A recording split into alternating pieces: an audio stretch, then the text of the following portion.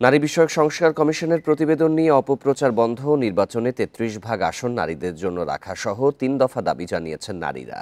শুক্রবার বিকেলে রাজধানীর মানিক মিয়া এভিনিউতে নারীর ডাকে মৈত্রী যাত্রা কর্মসূচির ঘোষণাপত্রে এই দাবি জানানো হয়।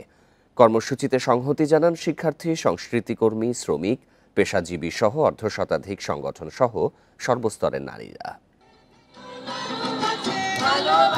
শুক্রবার বিকেলে রাজধানীর সংসদ ভবন সংলগ্ন মানিক মিয়া এভিনিউ পূর্ণ হয় সর্বস্তরের নারীদের মিলন মেলায়।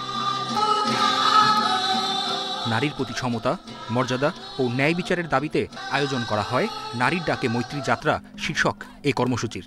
শুরুতেই প্রদর্শন করা হয় প্রতিবাদী মঞ্চ নাটক ও সাংস্কৃতিক অনুষ্ঠান।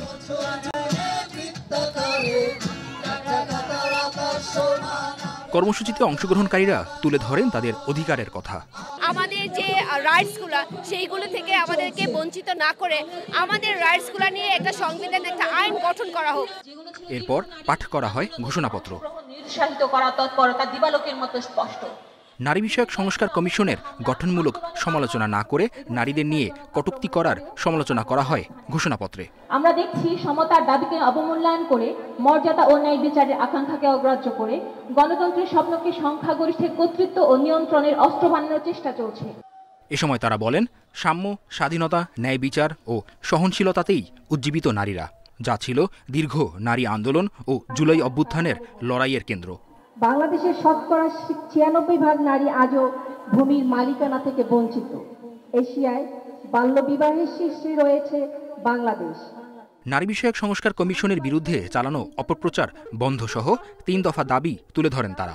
নারী বিষয়ক সংস্কার কমিশনের প্রতিবেদন ঘিরে গুজব ও অপপ্রচার এবং ধর্মীয় মূল্যবোধকে অস্ত্র করে হিসাব ব্যবহার করে আতঙ্ক সৃষ্টির বিরুদ্ধে সরকারকে ব্যবস্থা নিতে হবে।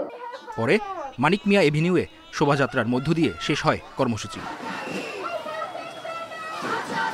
শিকদার মেহেদি, ইন্ডিপেন্ডেন্ট নিউজ, ঢাকা।